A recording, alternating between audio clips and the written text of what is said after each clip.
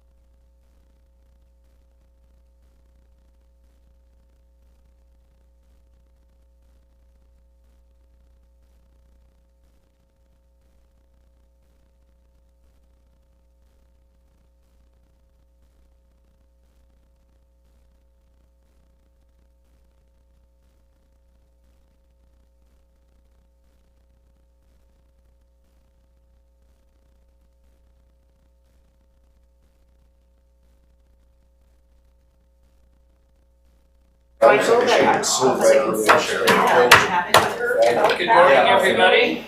I'd like to call this meeting of the Mayor's Leaders Table to order. Recognize we are gathered on the traditional territory of the Tsleil-Waututh First Nation. I guess we do have a proper clerk, Ms. Robertson, this morning, don't we? And ably supported by staff, so thank you everyone for coming. I much appreciate it, especially on this cold, wet, miserable day. The staff and city here.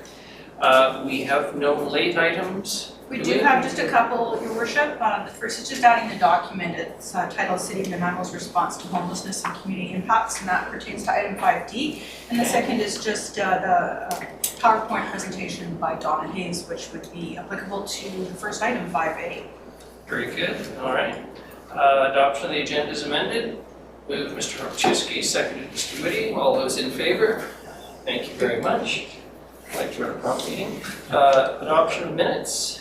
Moved by Donna Hayes, seconded by, because I'm tired this morning, my mark just went right out of my head. Mark, forgive me.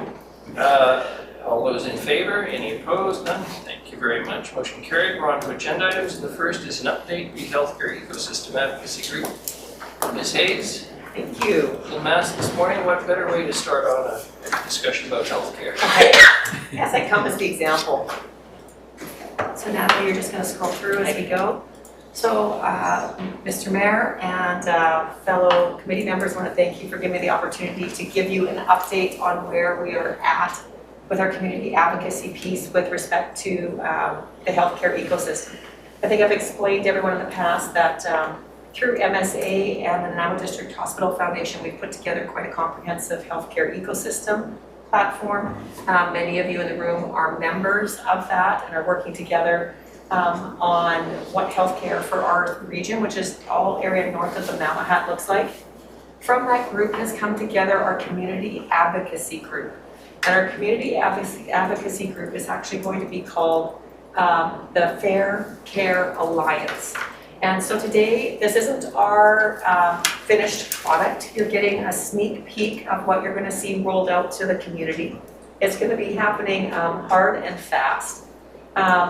One of the great things that has happened as we started talking about this in our community, we knew we initially needed to raise $75,000 for a media campaign, and just an understanding that this is a rollout for the provincial election. This is specifically targeted at our provincial government. If you watch Global News this morning, you'll see Surrey Hospital is doing something similar, and they're doing it with Global. We've hired a media consultant here, Andrea Brava, who is working with us. And we knew we needed $75,000 to fund that campaign. Interestingly enough, through discussions in the community, in one discussion we raised $75,000. We thought, hey, let's leverage that. Our second discussion, we doubled that amount of money, so we have $150,000 in donations from the community to run our media campaign. It's composed of our media consultant, Andrea, and we've now brought on a company called Holy Cow out of Saanich, who are our branding and marketing team. They're creating our website. We've just secured, with a lot of persuasion, to get 3 billboards in central Vancouver Island that are all heading north. So you'll see billboards going up by April 1st coming through Duncan, Oyster Bay, and Ladysmith, and then again through Nanook. I won't show you those slides today of what they'll look like, but they'll have different messaging and branding as you come forward further north. We've now hired a videographer. We are in the process of putting together a small video that we will be sharing through social media, and you will see it on television. And we're just very thankful to our community coming to the table to actually fund the campaign. And hopefully today you'll get a little bit of a flavor for what that looks like. This is a toolkit that we will be sharing with those who want to go out in the community and share about what's happening with healthcare in our area. It is backed by many reports, including the report I told you about previously that MMP donated to our healthcare ecosystem at a value of about $35,000. It's ended up being like a 75-page report. It's also backed by several reports through Island Health, like our seismic study of the hospital. That's a 300 and something page document if you want to read that. And so we have all the backing documents as well. So we have signed up. We've signed up through the YES committee actually. There's at least 3 or 4 people there who are giving this presentation. We've already presented our preliminary stuff to the city of Ladysmith. I'm hoping that City Council in Nanaimo will allow us to present, and the RDM board. We're at every Rotary Club, every Probus Club, every Kinsman group. I can tell you that the EPDEM officer actually for Port Alberni has already come and seen me in my office about what does a healthcare ecosystem look like. Can you help us in Port Alberni? So we're getting lots of traction, but we're about to see this explode onto the screen coming up soon. So how the group will be introducing themselves is that we are community advocates known as the group called Fair Care Alliance. We're about fair healthcare for all of Vancouver Island. So that is all area north of the Malahat. North of the Malahat shouldn't be south of the standard of care. Next slide. This is a slide you're going to see actually on our website. You'll be able to put in where you're located and it will tell you how many hours you have to drive to see a cardiologist. We're going to be changing, after yesterday's meeting, we're going to be changing our URL from It's No Way to Live to, I think it's dyingforhealthcare.ca, but anyways, that will be updated. You'll see that coming. Next slide.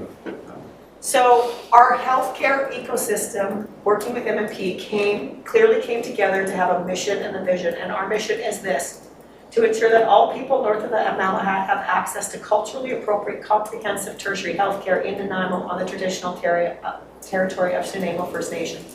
Next slide. Our vision is that NRGH is expanded to become a comprehensive tertiary hospital with an integrated approach to care and wellness that benefits all people north of the Malahat. Excellent care for everyone, everywhere, every time, period. Next slide. Now we're going to share some statistics with you. Population, we're 460,000 people versus the 430 that live in South Island. We're the second fastest growing city of BC, fifth fastest growing in Canada. The greater Nanaimo population expected to grow by 13.4%. Our population stats on those in the 75 plus range, just in the Oceanside district, 80% of First Nations. We provide healthcare in Nanaimo. The other stat that's not on there is that we actually have the oldest population in Canada, which should lead you to understand that we have the most acute cases anywhere in Canada of patients. So our patients are sicker and they're older than any other hospital that they're attending. Next slide. So our healthcare system is not prepared for this growth. And when I saw that slide, Bill, I thought about us talking about infrastructure, right? We're not prepared for the growth that's anticipated here. We all heard Stats Canada a couple weeks ago say 44% increase in the Canadian population in the next 20 years. What that translates to a population that is growing the fifth fastest in Canada is we're expecting 55 to 60% growth here in the next 20 years. And we are not ready. We see over 400 patients, I believe yesterday was 435 patients in a 346 bed facility. I have opportunity to be in a hospital on a regular basis and you have to wind your way around people in corridors. Last week, one of our port staff was in the hospital in emergency overnight. She had to sleep in a corridor. She didn't sleep all night. She ended up going home the next day undiagnosed because she couldn't stay in the hospital. It was so stressful laying in a corridor, being very ill and being in a corridor, that she ended up going home and will get more care there. But that's the reality of our hospital every single day. We had 17 beds yesterday in triage. I don't know if you've been in the triage area, it's tiny. We're 17 patients in that area yesterday. We do not in any way meet the standard of care in Canada. Door to needle for cardiac care is 90 minutes. That can't be done here. So we don't meet that standard. We don't have a cath lab, our hospital's over 60 years old, and we failed in all seismic testing areas. We don't have close to enough beds. So we're in a critical position here in Nanaimo. Next slide. This is our current healthcare reality.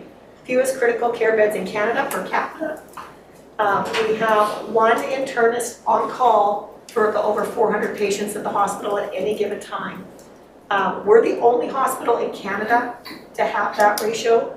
And I can tell you that there are some patients in the hospital right now that are unattached to a doctor because we do not have a doctor to help you. So nurses are actually helping you in the hospital. We only have 2 cardiologists, as the mayor asked me yesterday, 2 cardiologists versus 22 in Victoria. I can tell you I got an MSA update yesterday. The cardiologists in Victoria are actively working against the cardiologists in Nanaimo to shut any program down here. It's the information I got yesterday was shocking and appalling. We're the largest population in Canada without a cath lab, and patients with heart disease can't get access to the care they need, and many suffer fatal outcomes. I can tell you when this presentation was made to the town of Ladysmith last week, a counselor on their council shared their experience, that their wife had a heart attack in the not too recent past. They took an ambulance from Ladysmith to Nanaimo. The surgeons called Victoria 4 times for a bed for her to get a space in Victoria, and the last call was our surgeon saying, we're sending her, we don't care if you don't have a bed, she will not survive. And they took her there even without a commitment from Victoria to accept her. It's the only thing that saved her life. That's an everyday occurrence for our staff in our hospital. Next slide.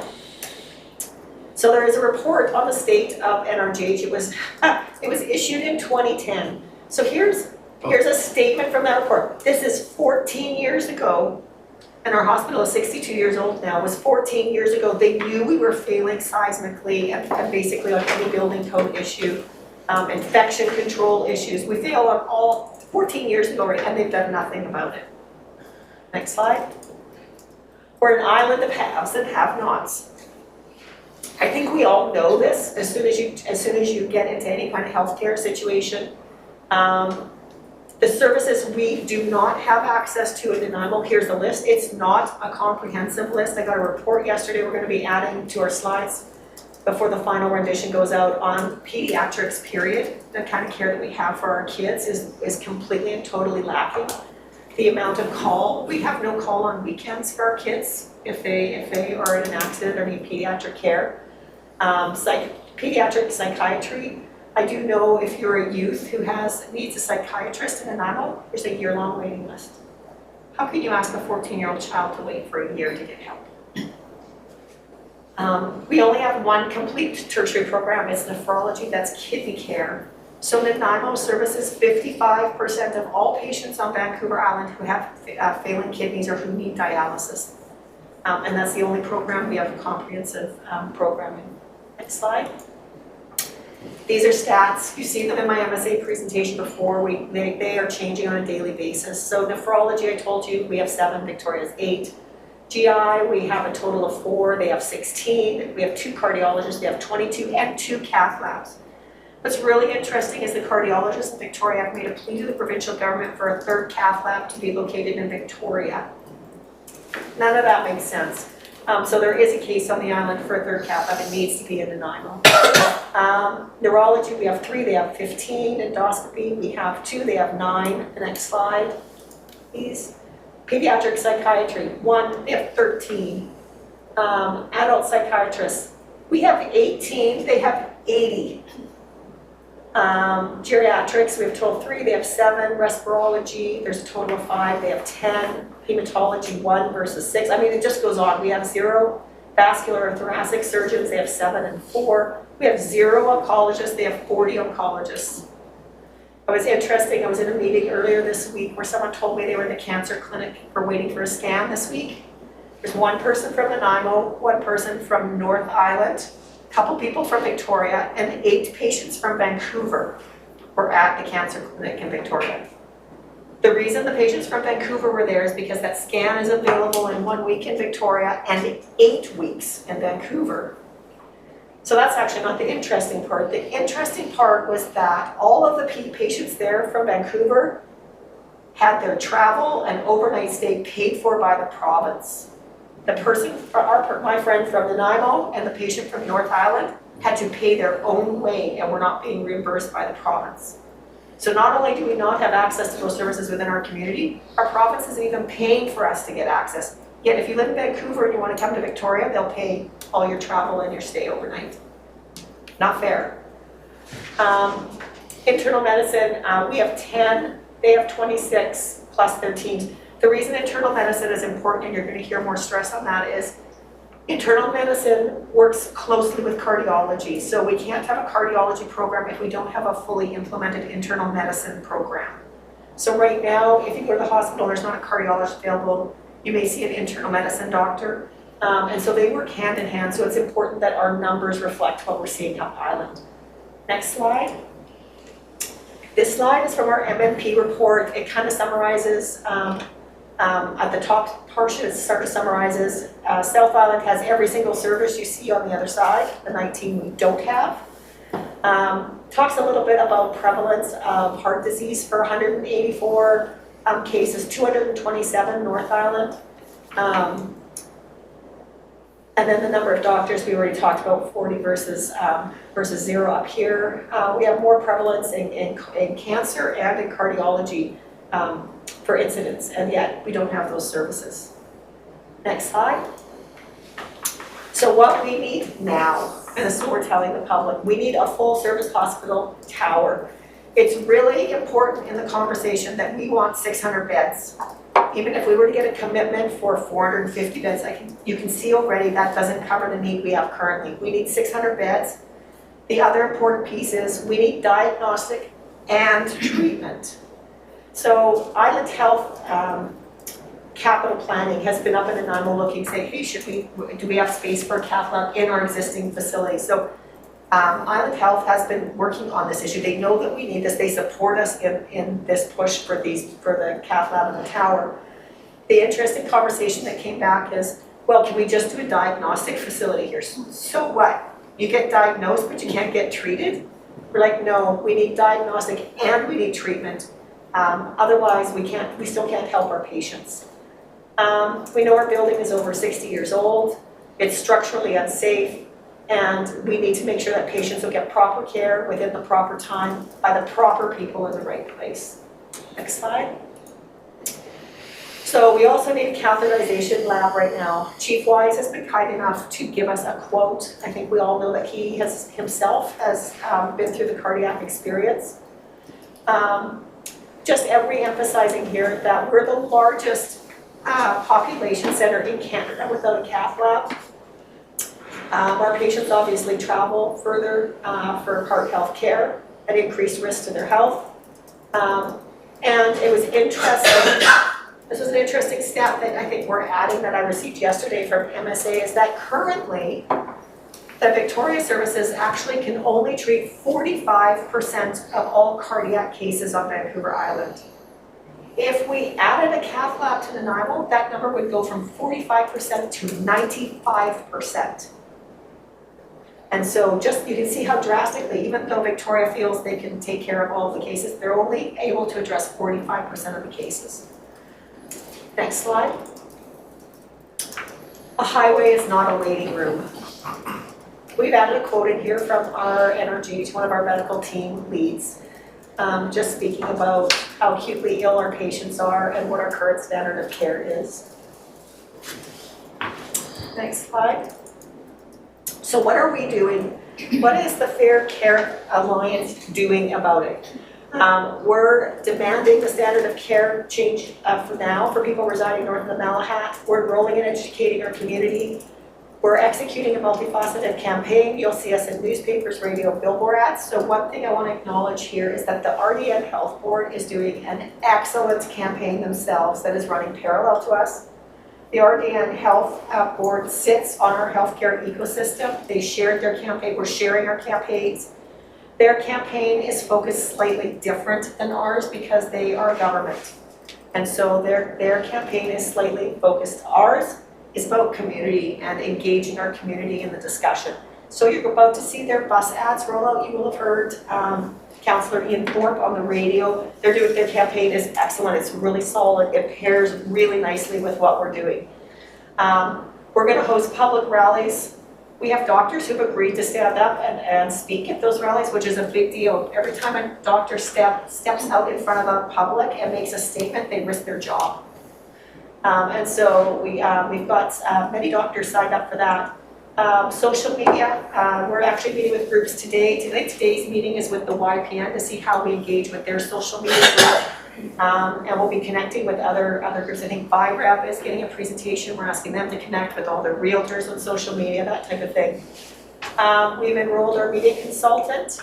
We're having more conversations like these. We're also encouraging the public to, because we'll give them this kit, to have coffee meetings in their homes, to talk to their neighbors, to make this the conversation for the next election.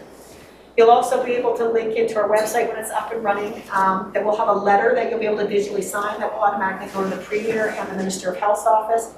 And we'll also be asking larger groups like various municipalities, political leaders, First Nations, to sign actually a letter that will go directly to our politicians as part of our program. The next slide. So what happens when we demand change? Next slide. So you all know that in the fall we hosted a media event about the cath lab. We have had huge uptake by our media partners, and these are just some of the various postings that we got and some of the media outlets that we were in. Next slide. So how can you help make healthcare fair for all? So like I say, our URL right now is It's No Way to Live. We're going to be changing that after some feedback yesterday tied back into healthcare. Dying for Healthcare was one of the URLs that was put forward. So I'll get you that once we get that updated. Set up more community talks, talk to your neighbors, like I said, share on social media, share advertisements once they're in the community. Ask candidates. When we have candidates meetings, put them on the spot. Grill them about healthcare. We're giving you the information. Ask them why there's only 2 cardiologists here and no cath labs. Like, why are we not treated fairly like everybody else in the province and actually in Canada? And most importantly, vote.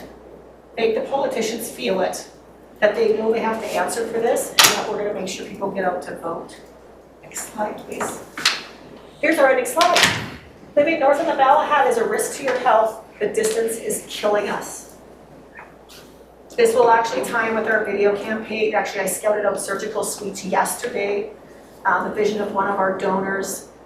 And I'm not, the video people are gonna do their thing, I'm not a media consultant, but the vision of one of our donors, he came to our table and he said, I can't get this off my mind. And interestingly enough, he made a separate donation to the hospital foundation and said, it's the only way I can be involved to give money. And we said, hey, no, come sit at our table.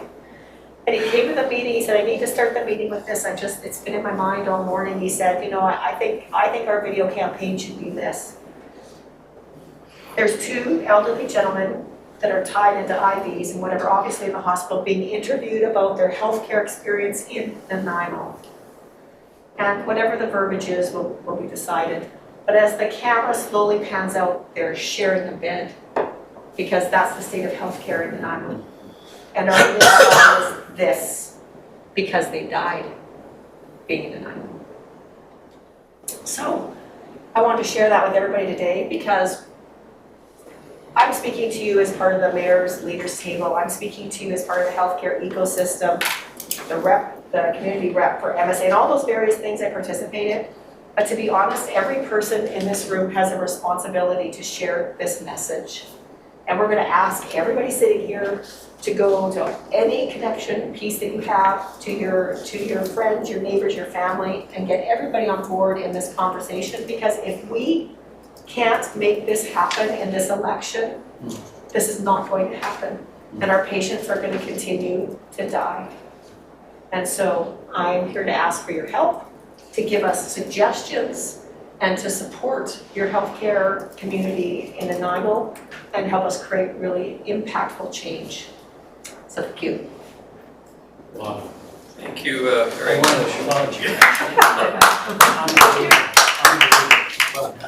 I was going to say, you have to bring me to order. This is a committee of council. Well, that was a very impressive display this morning, and drives so much of, I think many of us are somewhat familiar with the numbers, but that was a very effective slideshow. So, any comments?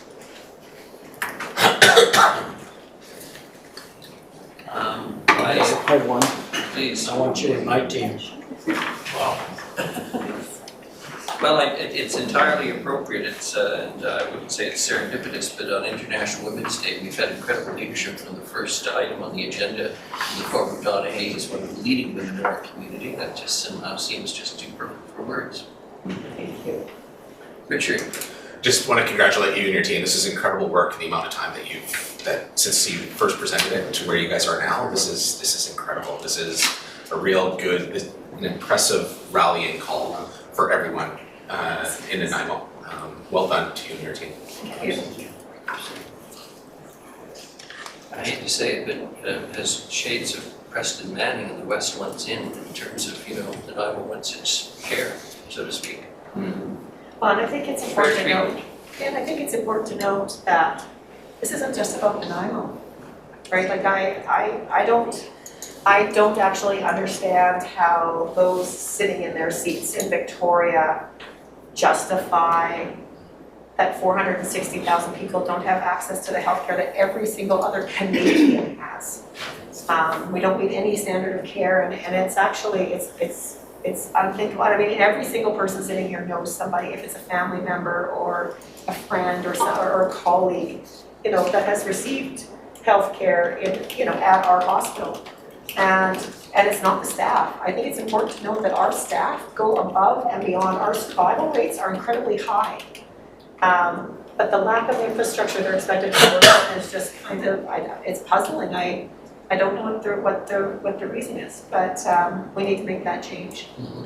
Can I ask a question on that? Just with and you lay down arguments about how the cardiologists in Victoria are actively working against us. Where does VHA stand on all of this? VHA has to play a role in this, and do they recognize the situation that we're in? So there's a couple of important things to note is, one is that we are actually a tertiary hospital. So that's one really important thing to understand, is that all the programs that we listed there, we're actually, as a tertiary, but we're supposed to have those programs. So we are under a vice because I'm vice president. James Hansen was our vice president before, but that's changed to Marco Phelan, I believe his name is now. So we've been put in that group with the other 2 hospitals in Victoria under tertiary care. Our local VPs are fighting for this. The problem is that, and let's get out of the healthcare conversation for a minute and look at any government piece, is Victoria centric. And so they within their own organizations, well, their board does recognize and actually has put forward the tower to finance. And the problem is there's no political will. And even within Island Health themselves, there's always this view that Victoria is the be all and the end all, right? And so we should invest here, we should have another cath lab here. But our local guys, they're fighting hard for us. So Island Health can't lend their name to this campaign, we know that. But to be honest, there's nothing in this campaign that isn't supported by them. Yeah. So, they do support all of those programs, but once again, they're fighting this Victoria-centric attitude that all services are there. I can tell you, I don't think I'm speaking out of turn, I was not at UBCM, but I did hear when Minister Dix was asked about this, he said, well, some people just have to drive for their healthcare. Really? That can't be the answer, because we don't meet the standard of care. Yeah. Right? So that's part of the problem, is this political piece. The problem with the cardiac discussion is that the Victoria cardiologists control the cardiac program on all of Vancouver Island. So I know one of the requests, based on some of the information I got at yesterday's meeting, is, and I was making a push, we just want our own control. We don't want to be part of your group anymore. The problem is we don't have the cardiologists here, right? So some of them would have to come on call to Nanaimo to make up the numbers that we need. My response to that was, it's quicker to get from Vancouver than it is to get from Victoria, so why don't we tap in with the Vancouver guys and see who we can bring over. But because they control the program, it's about greed, right? And I can say that and they can't, but it is at the end of the day, it's about greed. As they don't believe they should have to drive here to see patients, and they believe patients should come to them, and they don't want a program in Nanaimo because, and they have said this, it will take some of their patients away from them. And so when they control the program and they actually, for us to have the cardiologists we have, they had to sign off on us getting them. So we can only hire cardiologists that Victoria signs off on sending here. So it's a complex, very difficult conversation. And I can tell you the frustration at the local level here is just, it's off the charts. They're just, the doctors are prepared to just walk from their jobs. Mark? Just a question and understand the advocacy. So, like I know in the school sector, Victoria, if you add up the amount of capital dollars Victoria's gets, because they're all the bureaucrats' kids go to those schools, it's no different than the services that the bureaucrats get in Victoria. Not that we need to pay more presidents of various things, but have we ever thought about advocating for Central Island Health Region and the shot over the bow to Island Health? Because boy, would they take a huge cut in what they would be able to achieve in Victoria. I mean, can't imagine a Central Island Health Authority would be smaller than like a Prince George, like Interior Health from a population perspective. I don't know if that's ever been contemplated, because again, the bureaucrats, if they lived here, can tell you get, right, like an MLA can only do so much, so. That's a great suggestion. I would say that, no, we haven't brought that up with Island Health. I'm not saying we haven't discussed it at our table, but I think the reason that I brought to Island Health is that, so I've been in the healthcare conversation for over 20 years. And it's really in the last 5 years working with MSA, and when they brought me on, their first mandate was actually to get their relationship with Island Health right. So up until 5 years ago, none of them were on the same page. And it actually shocked me to come in, because I'm also at the table now with the family division about what's happening with family practice doctors. And it's interesting to sit at those tables and then suddenly realize none of these people agree on anything. So it's hard to ask for something when nobody's on the same page. Now, in the last 2 years, that's completely a different story. Island Health, MSA, the Hospital Foundation, the Regional District Health Board, all of those groups are actually on this path right now together. But that hasn't happened till now. So to suddenly go out and say, hey, we should pull Island Health away, and that's why that hasn't happened, because it's hard to have a conversation and make your needs known to a group who doesn't agree with anything you're saying. So that's why it was a huge success for us that, Island Health actually put the new tower on the Treasury Board agenda. But unfortunately, that's just where it stopped. But that is a great suggestion, and I think that those discussions will come down the road for sure. Thank you. I'm going to, Ms. Robertson, I'm looking to you. I'm going to suggest that perhaps somebody make a motion that Ms. Hayes be invited to council to make the same presentation. I don't know that it's necessary, but I don't think it would hurt to do it. Also, Moved by Mr. Hrabczewski, seconded by Ms. Moss. All those in favor? Any opposed? None. Motion carries. Thank you very much. Thank you. That was great. Have we got someone connecting on? It was troubleshooting. Oh, okay, all right. Thank you. Next is overview of Mayor's Leaders Table work to date. Mr. Sims, please. Thanks, Your Worship. This is a really, if you look at the agenda, there's just I thought that His Worship really just wanted to have a good sort of, I don't want to say navel-gazing exercise because that always sounds inappropriate, but just sort of a reflective exercise on the work thus far, and then where do we go from here where do you go from here as a table? So really that's the point of this little presentation, is just a quick recap. Do you want me to take that? Probably easier. Yeah. I can take a mouse and go. This works.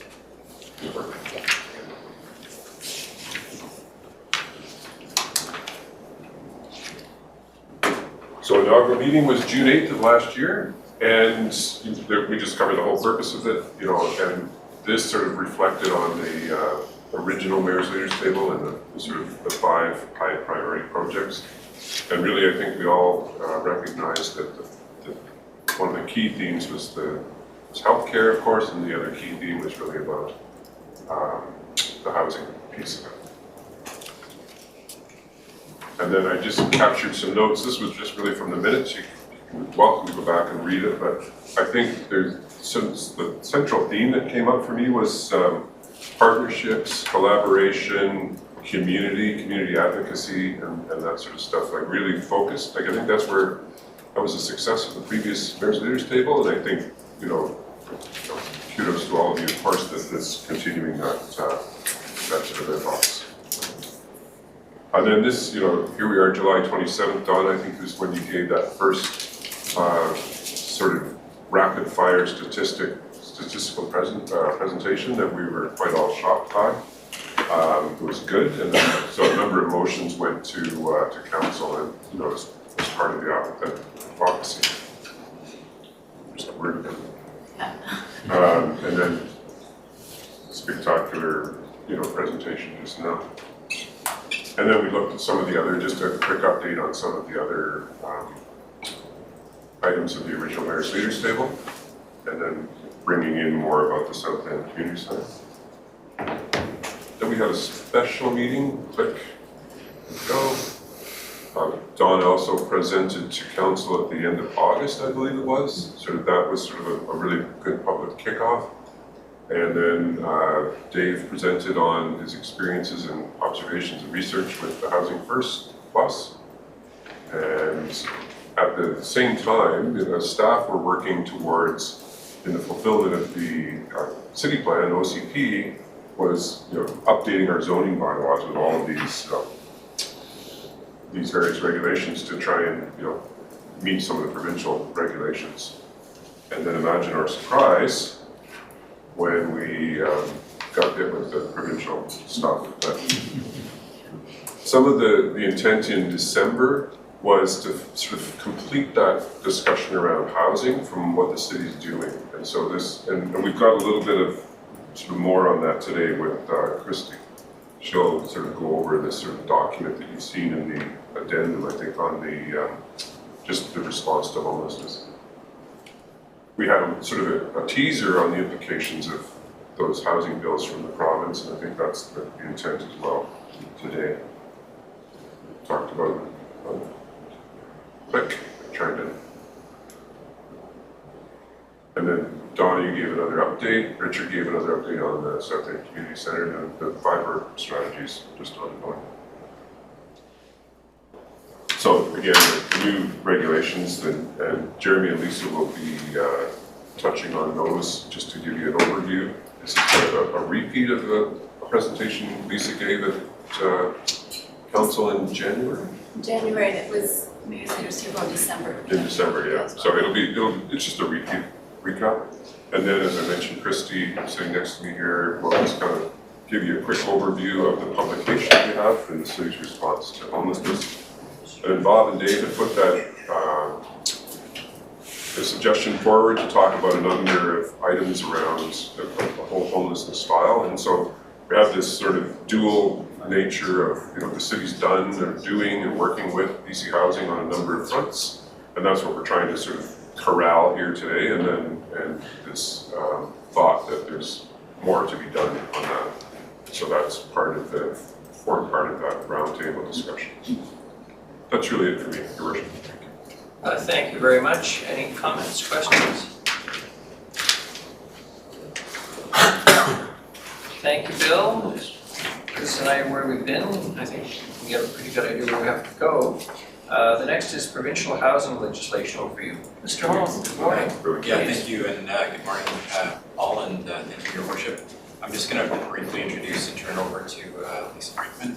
As Bill mentioned, we touched on this in December, so it was a suite of provincial housing legislative changes aimed at improving housing supply and addressing the housing crisis. They were, at the time we came to the table in December, it was I think a week earlier they'd been adopted, the last of the legislative changes. So we're basically here to give you an update on what we've learned since that time.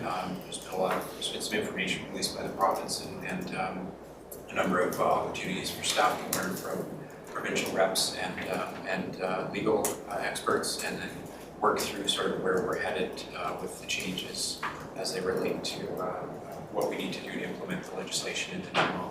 And Lisa will walk you through that too. Ms. Brinkman, good morning. Good morning. I'm Lisa Brinkman, Manager of Community Planning, and I'm going to do a quicker version of this presentation than I did in January. So if you have a question, please feel free to stop me. I feel like we've been living and breathing this the last 2 months, so if you haven't, then I understand and just ask a question. So 4 housing-related bills were passed by the province in November of 2023, so Bill 35, Bill 44, Bill 46, and 47.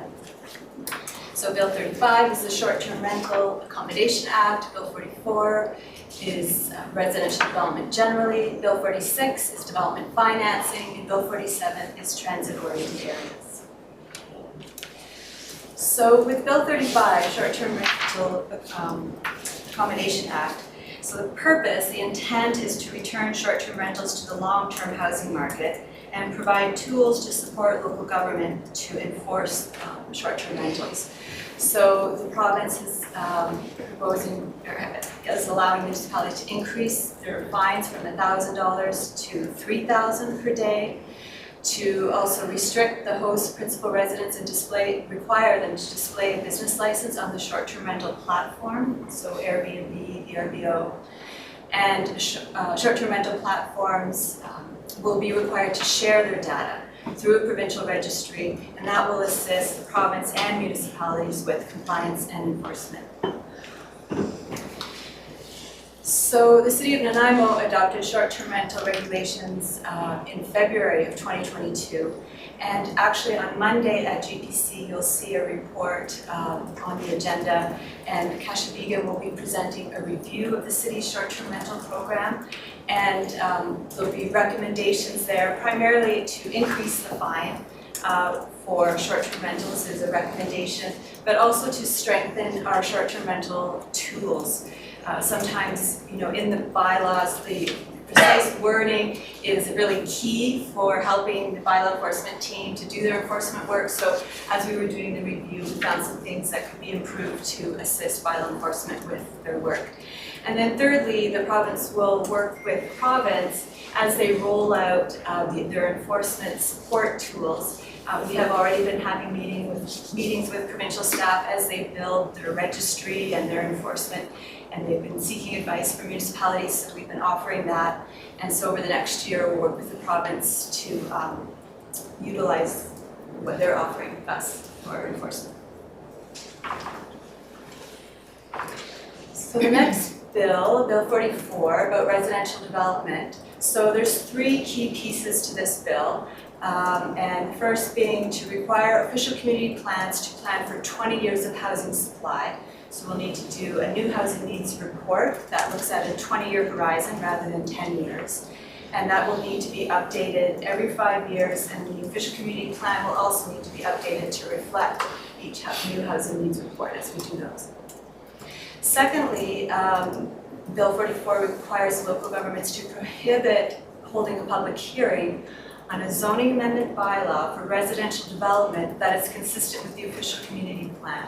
So that's quite new, and it hasn't really hit, I feel like, hasn't hit the public's awareness of this one yet, but it will. So, yeah, and I find even provincially, the news hasn't necessarily picked up on this piece yet either. And thirdly, municipalities are required to permit additional dwelling units on every single family parcel, basically. So 3 units or 4 units. And in Nanaimo, for the most part, we will be needing to require 4 units on all of our single family residential parcels. But we'll talk about that a little bit.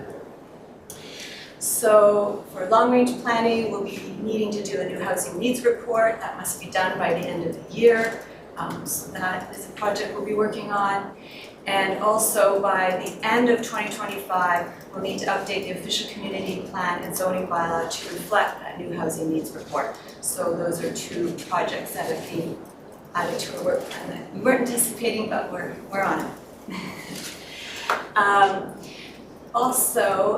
And I think this report is also going on Monday. Yeah, so you'll see a report to GPC on Monday about this change with regard to public hearings and a change to that process. And yeah, so I did talk about these, so if there's any questions about that. And then thirdly, like I said, permitting 3 to 4 units on lots currently zoned for single family and duplex use, depending on the lot size. Another part of Bill 44 was to require 6 units on larger lots in proximity to transit stops, and this is with frequent service, but we found through our analysis that our bus transit system didn't meet that frequency threshold, so at this stage, we're not required to meet the 6 units. It's not clear as our bus frequency increases if we will then need to update our regulations. We're working on finding that out, but in the meantime, we don't need to do that piece. And then also removing minimum parking requirements, and that's related to the 6 units, so we don't need to worry about that for now. And then the province has a policy guideline, you'll see the front cover there, that is giving us some guidance as we work through these. And so you'll see a report to Council, to GPC on March 25th about the Bill 44 changes. And so there we talked about some of this, so I'm going to move to the next slide. So Bill 46, development financing. So this is related to an approved framework to pay for infrastructure and community amenities. So this was actually probably a welcome change for municipalities. First is a new, well, yeah, we'll see about the others, okay. So the first is amenity cost charge bylaw. So this is a new bylaw that we can use. It's similar to development cost charge bylaw, but this one is geared to amenities. So, and similar to a DCC, the ACC rate would be charged at time of building permit or subdivision application. So you see then a DCC charge and an ACC charge potentially for at that time, and the amenity cost charge revenue can be used towards community centers, recreation centers, and libraries, and other amenities that are owned by a municipality. So that is a project we are keen to get started on, and will be, in order to implement a lot of this work, the province has given capacity funding. So we're hoping to use some of that capacity funding for this amenity cost charge bylaw. We need amenities in Nanaimo. We'd like to get this one rolling so that we can start collecting those funds. Go ahead, Jeremy has a comment. I was, just gonna add that we're still waiting for guidance from the province on some of this. So short-term vacation rentals, and the amenity cost charge piece, we're still waiting for guidance from the province. Yeah, it's a guess as to exactly how to create the amenity cost charge bylaw at this stage, but we're assuming it's a very similar process to a development cost, creating a DCC bylaw. And then the development cost charge scheme was expanded so that development cost charges could be applied to fire protection facilities, police facilities, and solid waste facilities. So the city has already started update or review of the development cost charges. And so with this change, the engineering team is looking at expanding the scope of that project to determine if we can include these facilities as well and what that would look like. And so I spoke to this slide. And when we do the amenity cost charge bylaw, of course that will trigger review of our community amenity contribution policy.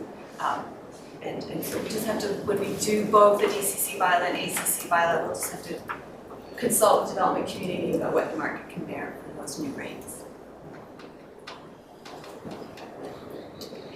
And finally, Bill 47, transit-oriented areas.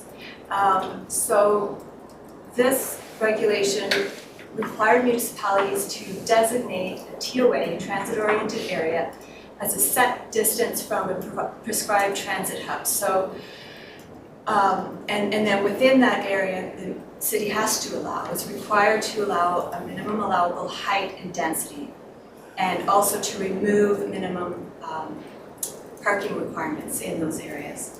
So, as part of this, as part of Bill 47, there is a regulation the province passed as well, and in the regulation identified 3 TOAs, Woodgrove Exchange, Country Club Exchange, and BIU Exchange. And you can see from this is a map from City Plan. So these 3 TOAs are already urban centers, so that's good news. And that's because when we did City Plan, it was based on that philosophy of transit-oriented areas and putting density around our transit hubs. So that is consistent. However, the circumference, so around each of the transit-oriented areas, Woodgrove, Country Club, and BIU, is different, a little bit different than City Plan. So there'll be some work there to align those. And I'm gonna refer to my notes for this one. Because as far as, so within a 40-meter radius, 400-meter radius, there's certain densities that are required. And so within 200 meters, we are going to require 10 stories and a floor area ratio of 3.5 meters, and within 400 meters, we are to allow 6 stories and a floor area ratio of 2.5. So City Plan in our urban centers does allow for 12 stories in urban centers, so that is consistent. And as through this process, in these areas, these 3 areas, a rezoning application would still be required. So we'll still be able to negotiate and require servicing, if needed, improved, or amenities that may be needed, but the city would be required to allow the height and density in those 3 TOA areas.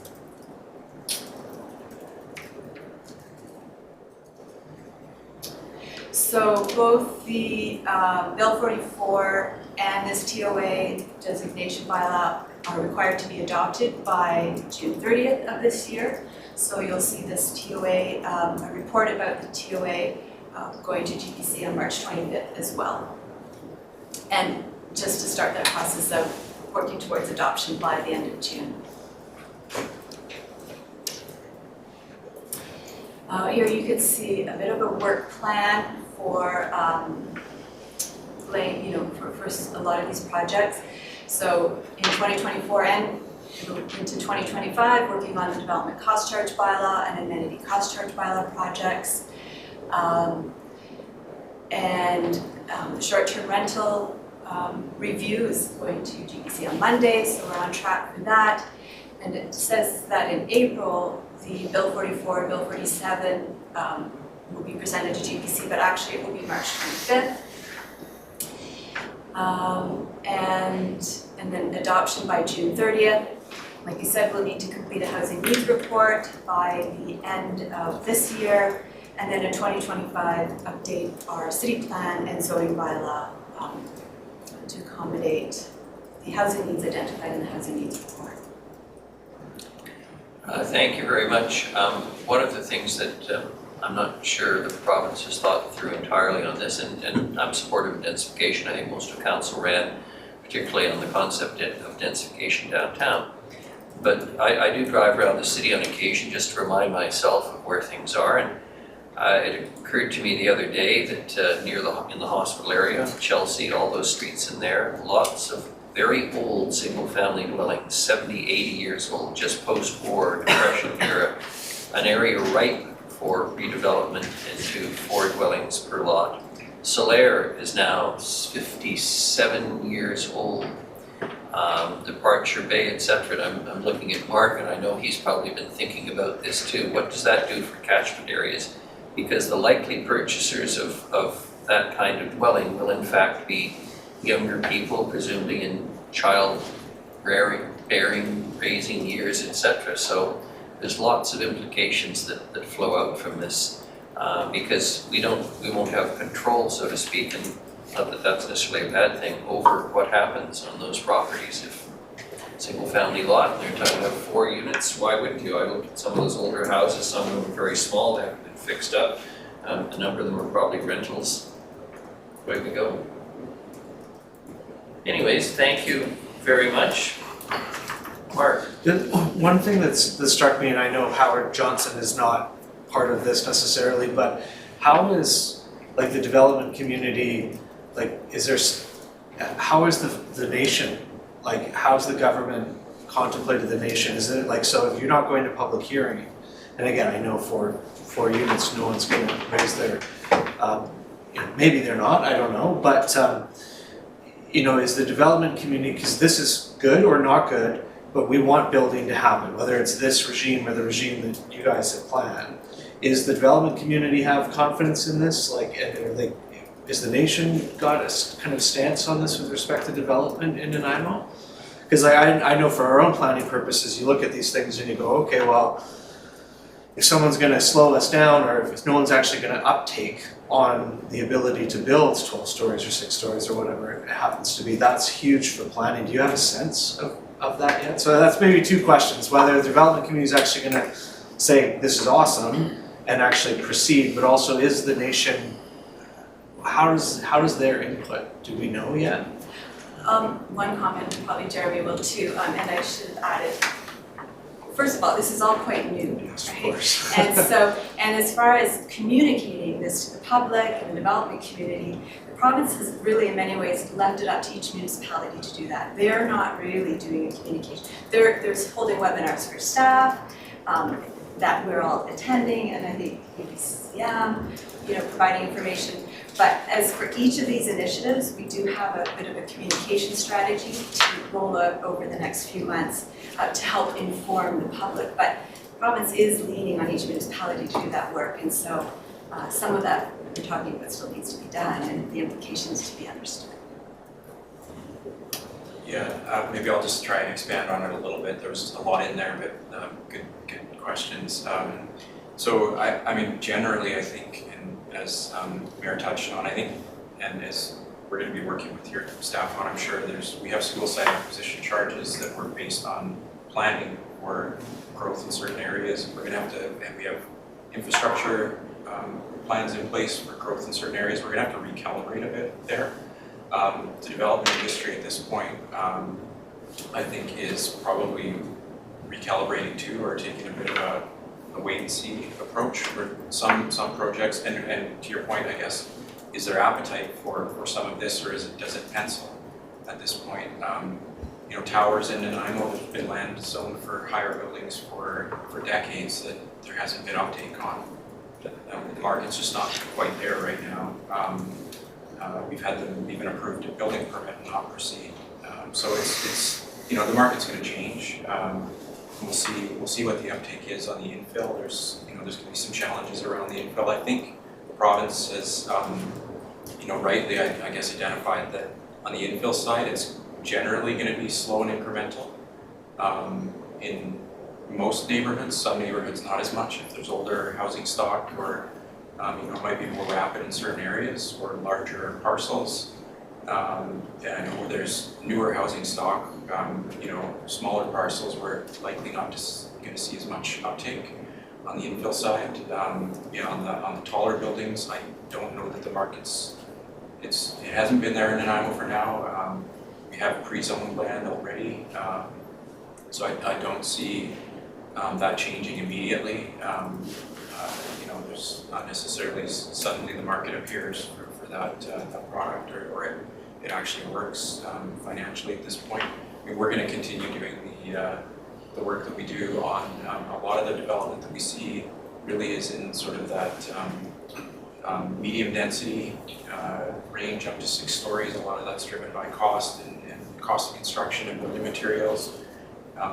We're going to see more of that continue, I think, we've supported that. That's been supported by council, planning infrastructure along corridors and in our urban centers. So I wouldn't see a massive shift in where we're expecting development to occur based on the city planning work that we've done.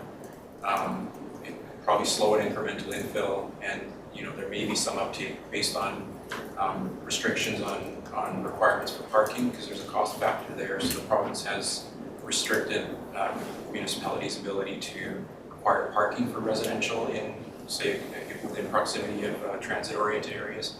So there might be that might factor and encourage development there.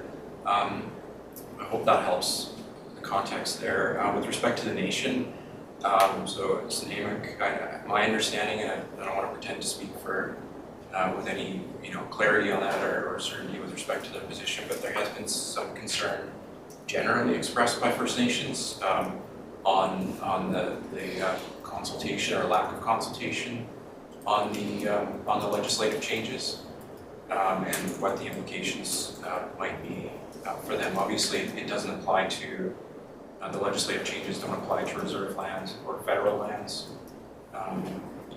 But we have heard concern from First Nations on the lack of consultation. I don't know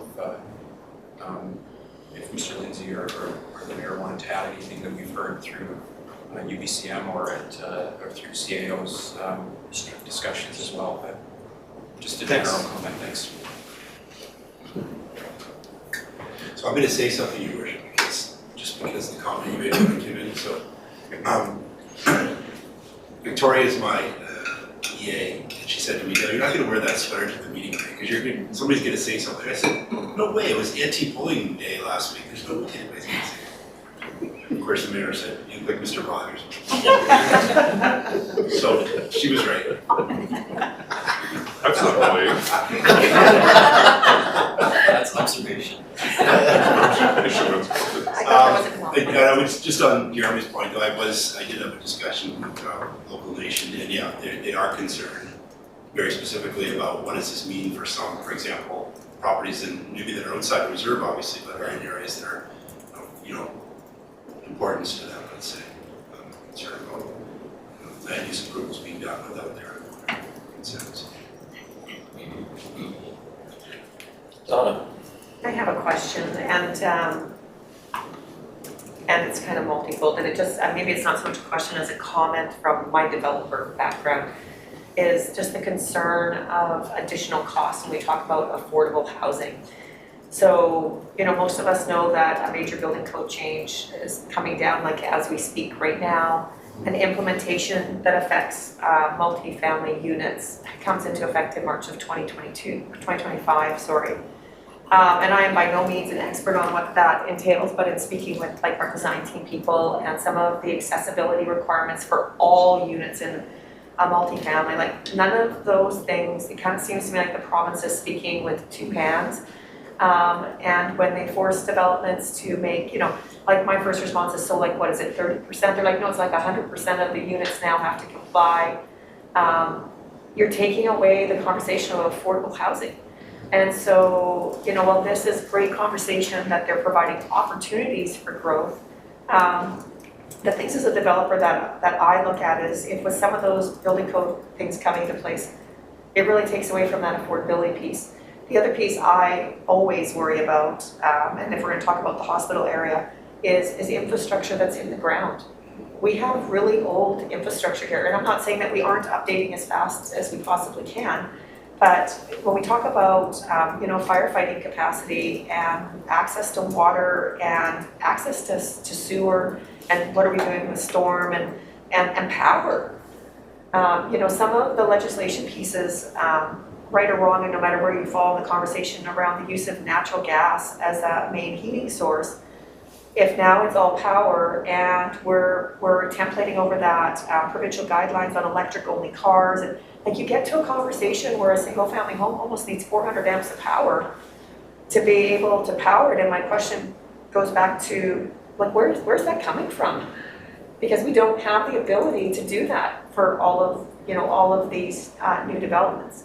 And so my concern as a developer is, I believe intentions are good. So I don't believe that the intentions, right, like I believe in what they're trying to accomplish with the accessibility conversation. Like I understand that.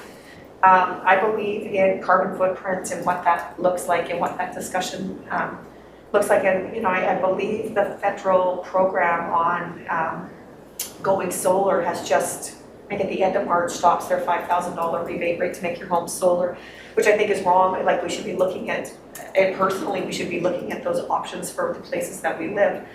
But at the same time, having a discussion and expecting developers to do anything from an affordability perspective, and if we're adding yet another tax, for lack of a better word, over, you know, DCCs, and we have this amenity contribution tax being added, none of those things lend themselves to affordability.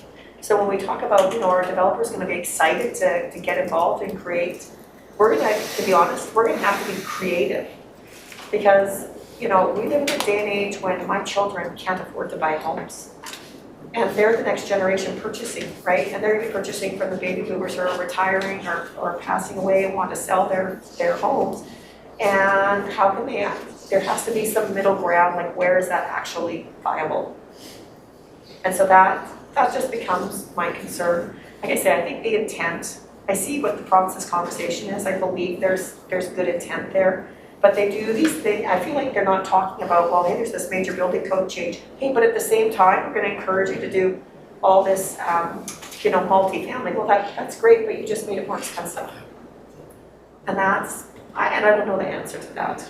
But that's my concern, and I actually don't envy your jobs, because I'm sure every single developer is going to sit down and say, well, how can I provide an affordable product to the market and provide more housing that we desperately need? It's just not affordable. So that's just my 2 cents as a developer.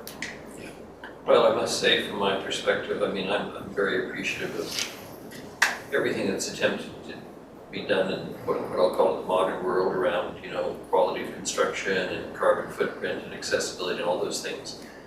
But yes, there is a cost, and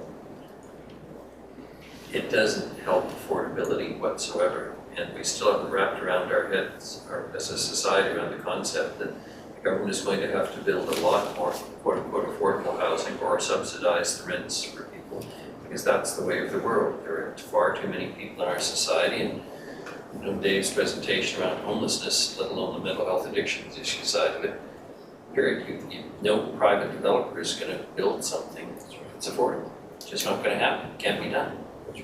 But that is Those where days we're are going. gone. That is where we're going, is to that European model that we see where government owns the housing.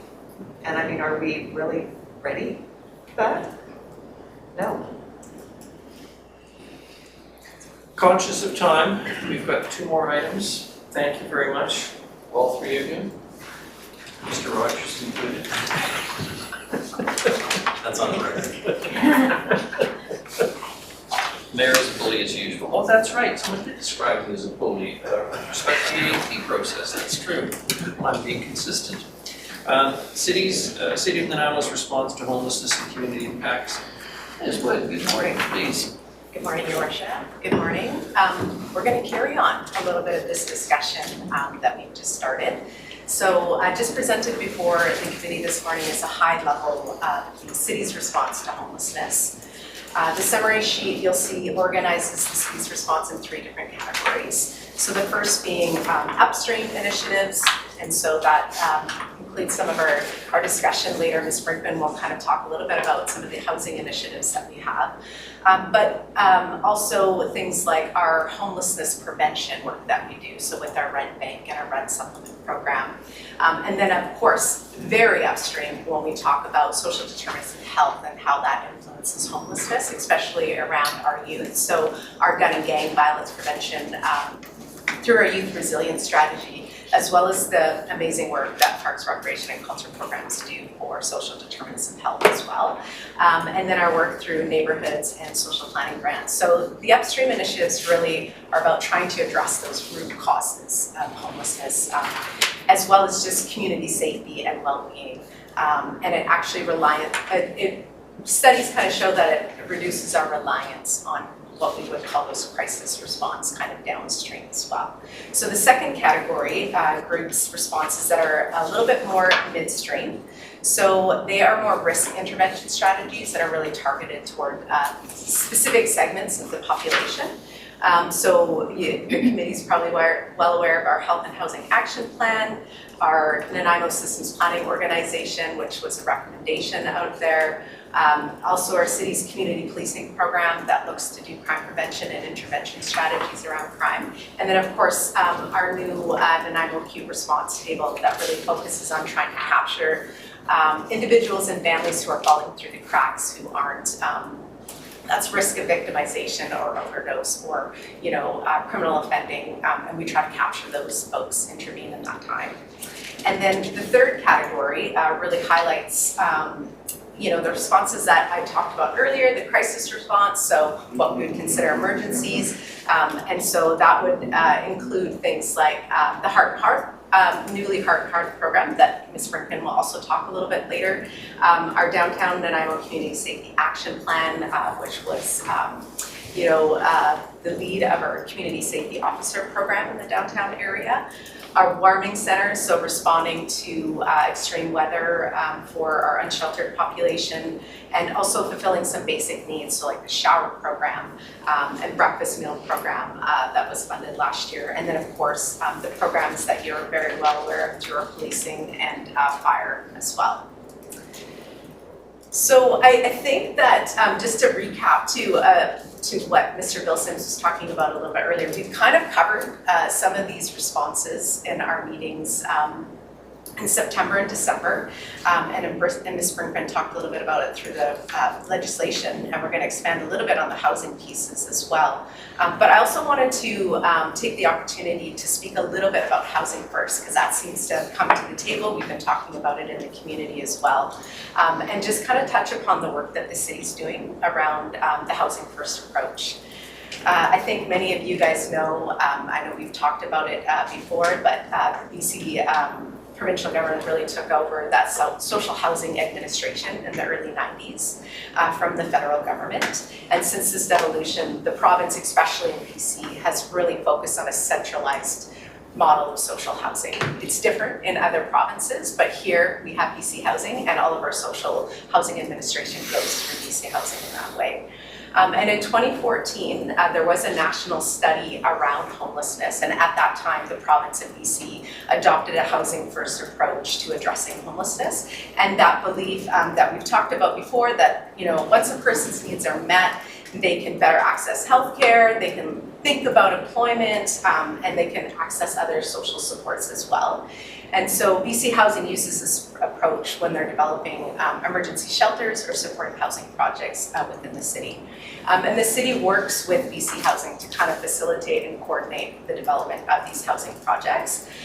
The summary does provide a nice overview with links of these housing initiatives that the city's involved in, and the ways that we are working with BC Housing, including the city's MOU with BC Housing, and of course Ms. Brinkman has been working very hard on that file as well. The other thing I also wanted to note is that there are many different terms that are used interchangeably with Housing First, and unfortunately language use is very different across jurisdictions. And so sometimes we may be talking about Housing First, or maybe we're talking about rapid rehousing, but we're actually talking about the same thing. And so that's been, I think, pretty confusing, especially for people that are providing services for homelessness. And, you know, I mean, at one time we talked about low barrier, we talked about, so there's all these different language use that we use. So, and I think for Housing First and the approach that BC Housing is taking, and what we see in many communities across BC, particularly in Nanaimo, is that we have that Housing First approach framework, but the real challenge is the lack of available units to actually fulfill that framework. So that's been kind of the challenge that I know we're facing here in Nanaimo. And in addition, I just want to point out, city plan was talked a little bit earlier, but there are several existing policies within city plan that really supports BC's Housing First approach and allows for that coordination of Housing First approach in Nanaimo. So some of these examples include prioritizing the use of city-owned land for affordable and supportive housing, working to ensure that regardless of people's background, situation, or past experiences, that they're able to navigate and access a full spectrum of health and housing. Another one is supporting the development of accommodation and housing options to rapidly rehouse. There's that rapidly rehouse word term again as well, for those experiencing homelessness, including looking at supporting shelters, transitional housing, and supportive housing. There's also a policy in there that looks at supporting and coordinating the implementation of the Health and Housing Action Plan, which is included in this summary sheet. And the Health and Housing Action Plan also has recommendations that focus on rapid rehousing, which is actually a subset of Housing First philosophy. And also mentioned in the summary sheet, the city is funding the Systems Planning Organization, and that was one of the recommendations identified in the Health and Housing Action Plan.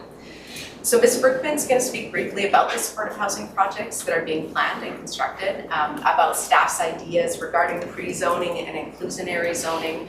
And after this, we're hoping today to give you guys time to actually ask questions. If there's any questions about some of the detailed responses, we've got lots of experienced staff in here that have been kind of working hard on these various responses. Thank you, Ms. Wood. Just to add, and I know our conversation sort of veered into non-market housing, which is really an important piece and probably where we need to go, as you mentioned. And and actually our housing needs report also says of the 1,100 or 1,200 units we need in Nanaimo per year, 40% need to be non-market units. And so how do we achieve that? That's a huge challenge. The city has been doing work towards this for a long time. In 2008 MOU with BC Housing, supportive housing units were realized and constructed. And the 2019 MOU with BC Housing, we see many supportive housing units, and again, you can call it transitional housing or supportive housing, similar. So there's 4 projects for supportive housing in the 2019 MOU. And staff are working very hard on working towards another MOU with BC Housing for at least 4 or 5 more sites for supportive housing, including the Hearth rapid housing units, but also permanent supportive housing sites as well. So that is underway, and we really hope we can announce that. Let me get your email. Later this year is my goal, with BC Housing, but. Also a priority action from council from last year was to pre-zone properties in the city for affordable housing. And staff did a lot of work towards that, researching that last year. There's a lot of great examples in the Lower Mainland of how they've kind of used zoning tools and density bonusing tools to require non-market units to be built maybe as part of a multifamily development or different ideas. And so we were really excited to bring that to council in the end of 2023, but we've been sidelined a bit with some provincial housing priorities, but we really want to bring that back later this year. And we are updating the zoning bylaw as well. We hope to do that in 2025, and it's part of that provincial piece as well. And in that, as part of that project, we'll be aligning the zoning bylaw with city plan, which will be pre-zoning parcels in corridors and urban centers as well. So, so there's two different ways we're kind of hoping to meet that pre-zoning for affordable housing task that council has given us. So just wanted to highlight sort of those two areas where staff have been working really hard to kind of meet that non-market housing piece if possible.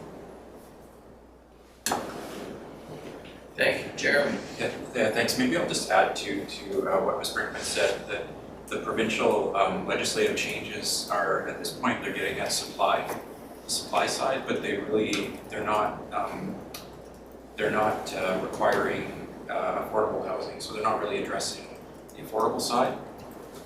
They're looking at supply to address affordability, which obviously is needed, but as far as the non-market side of housing, they actually, at this point, we're waiting for more tools potentially that the province is talking about coming out with, but some of the legislative changes actually interfere with some of the tools that municipalities have used to help encourage affordable housing, density bonusing being one of them in certain areas. But it's just a bit of a shift happening, and we're still, we're going to have to work through that and figure out, what opportunities we still will have to help encourage affordable housing, and then as Ms. spoke to earlier, I mean, obviously there's implications if development is being relied, if developers in the private sector is being relied on to support non-market housing, how does that work out cost-wise? So there's a lot of conversation around that, but there's a lot of good work happening with BC Housing and their mandate. Some of it relates to property acquisition and things that we can't, as far as implementing those projects, that we can't discuss openly, but there's clear evidence in the community of many projects underway. So just wanted to mention that. Yeah, and also to add to, BC Housing actually does a lot of investment in the city that's not related to partnership with the city. So for example, the seniors housing on Seafield, there's a supportive housing development on Kenworth. So when you do actually, they don't do maybe a great job of promoting that, but when you actually see the list, which occasionally we get an updated list, we're always surprised. Actually, there's quite a bit of investment happening in BC Housing. But of course, more is needed, and that's probably what the conversation is today. Yeah, how to do more.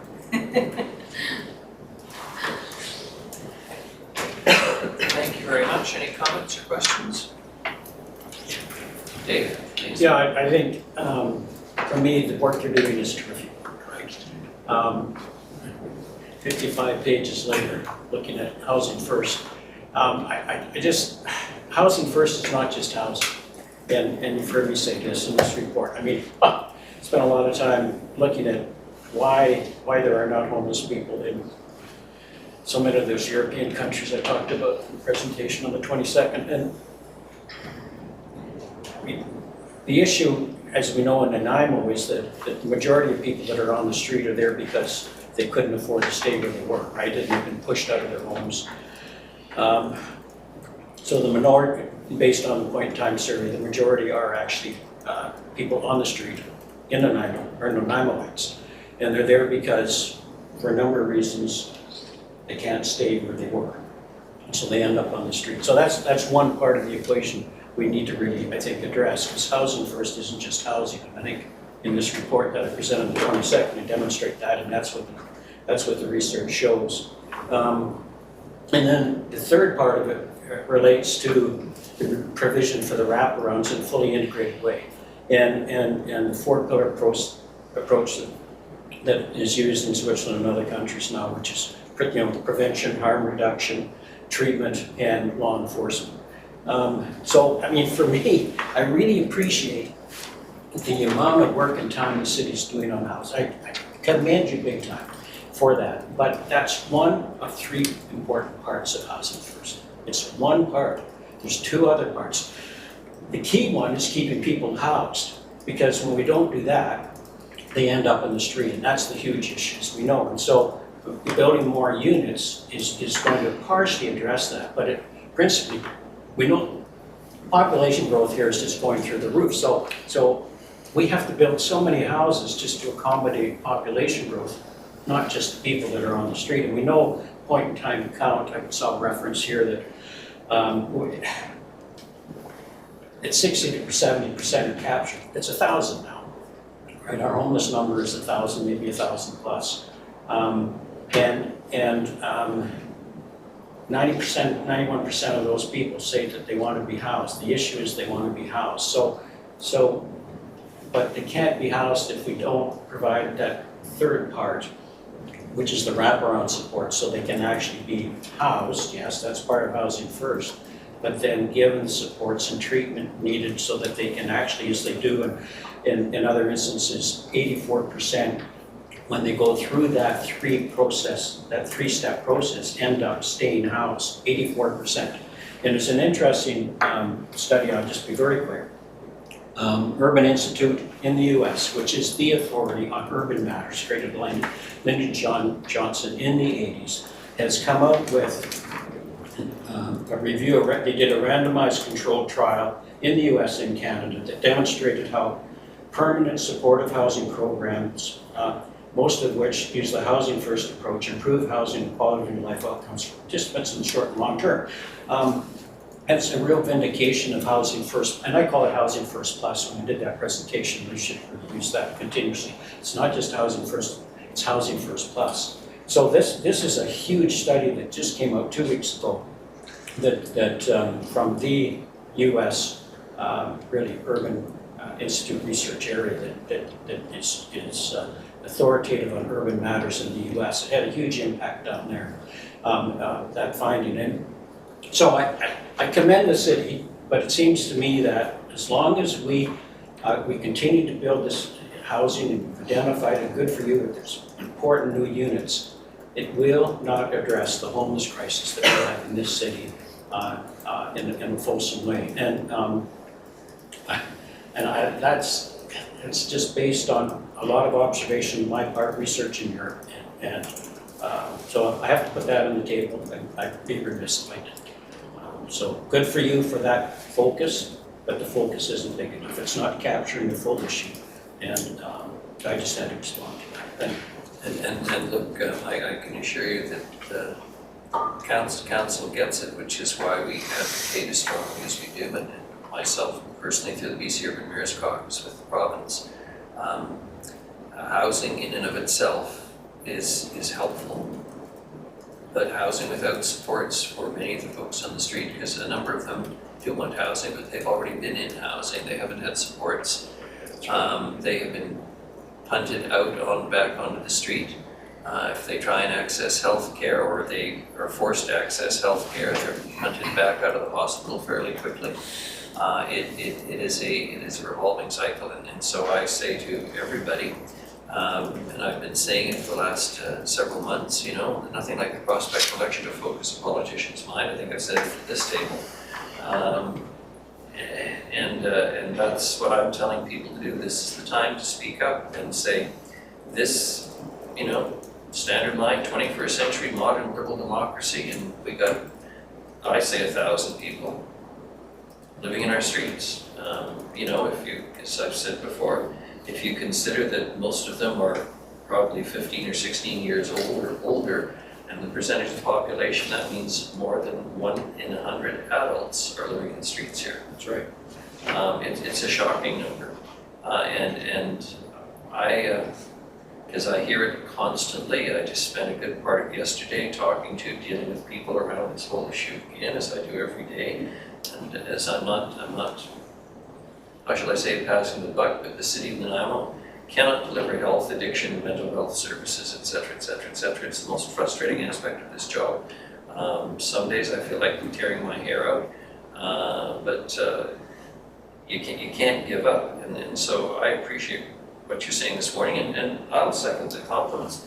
What the city itself is doing is a lot, but it's not going to fix the problem over the longer haul. I mean, it's helping, it's making a difference, but there's so much more needs to be done. And as I say, I don't know why it isn't, how should I say, an issue that gets more press, more political attention, more coverage.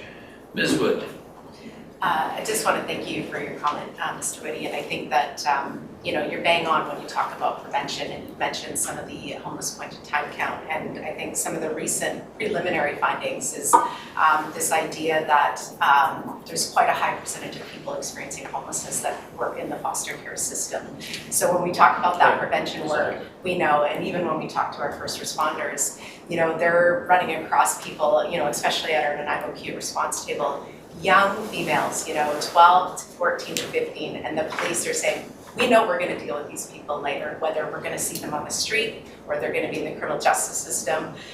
So we have to do better, I think, on prevention. But, as your worship said, health is like we talk a lot about that health, the social determinants of health. And that's just tricky at this kind of local level without the funding behind it. And I think that with the supportive housing model, we need more. And I think I mentioned at the last, one of the last committee meetings is I'm privileged to sit at a community of practice with other situation table chairs across BC. And we did have the executive director of the mental health and addictions come to speak to us. And you're talking about, supportive care and wraparound support. That's kind of what we talk about, complex care. And so Nanaimo is kind of forecasted to get 30 at that time. But the executive director stood in that room with 33 communities to say that they were going to be bringing 240 new complex care beds over 10 years for all of BC. So this is the need is so great. The frameworks are there, but we don't have the availability and the resources right now at the local level to be able to, address the needs, as your worship said, and as Mr. Lee said too. So may I just follow, that's, when your heart's in it, I understand that, right? It must be so frustrating for you. But it seems to me that some municipality somewhere in British Columbia has to address this issue and has to actually force feet to fire at other levels of government. Otherwise, the numbers will go up 20 to 30% per year. We're gonna have over 2,000, 2,500, I forget when I did the projection, 2,500 in another 8 years or something. It's nonstop. And notwithstanding that good work of building the units that you have slated, it's good work you're doing, but it's that front end, keeping them in their homes so they're not on the street, and those in the street getting 84% of other places have done to stay housed, and then you address the numbers, right? And bear with me, so this table doesn't know. So I ran the numbers. What's it costing us? $21 million a year to keep people on the street, to keep them on the street, $21 million a year. That is absolutely crazy. I did a projection. This was part of my work when I was consulting. All the numbers. $65 million to build 900 units. You build the units, you take the numbers off the street, you're paying less than 21 million. Over 10 years, you paid for the housing. Paid more. And so I just don't understand why we can't make that case with other levels of government to solve this, because it'll never solve the problem totally, we know that. But if we look at other municipalities that have done this, whether in Europe, I talked about Medicine Hat, and the funding's different there, but it's not significant funding they get from the feds and province. It's peanuts in terms of the scope. 3 weeks before Christmas, they had 12 people on the street. 12 people. I talked to them in Medicine Hat. I've talked to them. Done Zoom calls with them, and I just don't understand. But they have Housing First Plus. They started in 2008. And yes, it's different, and I know there are people who are involved in who say, well, no, Medicine Hat does it different, we can't apply it here. I beg to differ. I think there's a real lesson here. 12 people on the street, the city of 63,000, 12 people, 3 weeks before Christmas. We're at 1,000. We are 1% there, 0.03%. It's unbelievable difference. And so I don't understand why we don't look to places like Medicine Hat and Basel. And I talked about this when I did the Housing First Plus. I thought we actually at the table agreed we were going to take a look at those places and see, well, maybe we can learn from them. I'm a great believer in learning from others. So I built my practice around that. It was quite successful doing that. Learning from others and saying, oh, works there, let's see how it can work here. Anyway, I just don't understand why we don't go that next step and say, why don't we try and learn from others and build on the good work you're doing? But that good work will not be enough. And I agree with you, Mayor. It won't be enough to address the homeless numbers we have. We have to have that, keep them in their housing, do the necessary requirements, social housing and rent subsidies, which you're starting to do, that's great. And then that wraparound support system. Enough, I've said enough. Thank you. I just wanted to ask a quick question, Ms. Woods. So I was interested in your comment about that you know that a lot of homeless people come out of the foster system. So what I'm hearing you say versus, and I, you know, Dave knows how I feel about wet housing. It's housing without programs. I don't like, you know, I don't necessarily feel that's hugely effective. Right. But I am actually part of a women's group that we hear through medical doctors about young women. We only get them when they're pregnant, is what ends up happening. And then we actually place them with women mentors in the community and find homes for them and allow them to be able to keep their children and actually teach them how to be moms, because they don't know how to be moms when they come from the foster system. But we're meeting young women that are like 18, 19 years old who have been in like 20 foster homes. So if we know that, I see what you're saying, Dave, but should we not be implementing some of what Ms. Woods talked about, a preventative system? But that's what I'm talking about. Yeah, but That's part of that front end, absolutely. It is, but I think if we just focus on the current 1,000 people that are out there with this program. No, I'm not suggesting that. No, it's all these other programs, and I identified where are these people coming from. I mean, I didn't talk about that today, but that's all part of the problem, right? It seems to me we've got all of these silos delivering good work, they're all trying to do good work, but they're so overwhelmed, that's the focus. And we should be doing it this way, right? And we're not. So my question to you was, do you know, if we're just an informal group of women, because I'm tied into healthcare, doctors come back to us and refer people to us and we just help. But do you know, are there formalized programs like that are getting some support? Because it don't seem to be a lot that we're seeing from that perspective. Specifically for young women or? Well, we've been women because we're women in the community who are doing it, so, you know, I'm sure. We do have a variety of community partners that are kind of have youth-focused programs, definitely not enough. The work that we've been doing through the Nanaimo Youth Resilience Strategy, we've received funds from Public Safety Canada to deliver programs to at-risk youth, and a lot of them are targeted to young females, especially because Nanaimo, especially has a challenge with our young girls being trafficked, especially around recruitment for gangs. So there's a lot of work going on there, but maybe you might have heard, but as an extension of the work that the city's been doing with community partners, there was an application put forward to BC Foundry, and so Nanaimo has been identified to get a youth foundry, which is super exciting because it will help the sustainability of the programs that are currently being funded. But it will also provide mental health and addictions access, navigations to housing, all the different social supports that are there. And a lot of these youth foundries have particular programs for young moms, and especially we'll start to expand some of those programs. I do know about that program. I also know Nanaimo was applied 3 times before we got it, and we're the only municipality in the province that wasn't given to. So I am excited that that's coming. But I guess that was just my comment to you, is that maybe we should be focusing on some preventative medicine. We need to be, absolutely, that's part of it. Because I just don't see how this group can change, the laws about, I know about your policing piece, I think that's great, but how do we change the laws in this room? But we can, as a community, do quite a bit in work in terms of preventative medicine. Preventative is key, no question. Sorry, that was just my aside comment. In terms of advocacy, I'm not going to let any cats out of the bag, but I was texting with Minister Kalin yesterday around a possible expansion of supportive housing in the community-specific SMOD. I'm rather hopeful and emphasized to him it would be very important to move forward if it went through.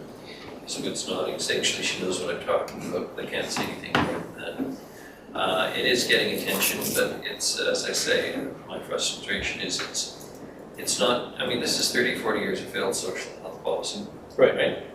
That's true. This is the foster care system. There's sometimes, honestly, given the quality of fostering that often happens, because it's very hard to find good foster parents, to use the old language, so that people are in homes. You know, maybe we should be looking at a more institutional setting where you've got really professional people who are consistently there all the time. I mean, I throw that out not because I want to return to the days of, you know, Dickens and et cetera, but what we're doing hasn't been terribly successful in the last few decades. And the other thing is to consider, quite honestly, it's not just about bad parenting often, it is about really challenging children who have mental and health issues that parents can't handle and try for a while, and then they hand them over to the system.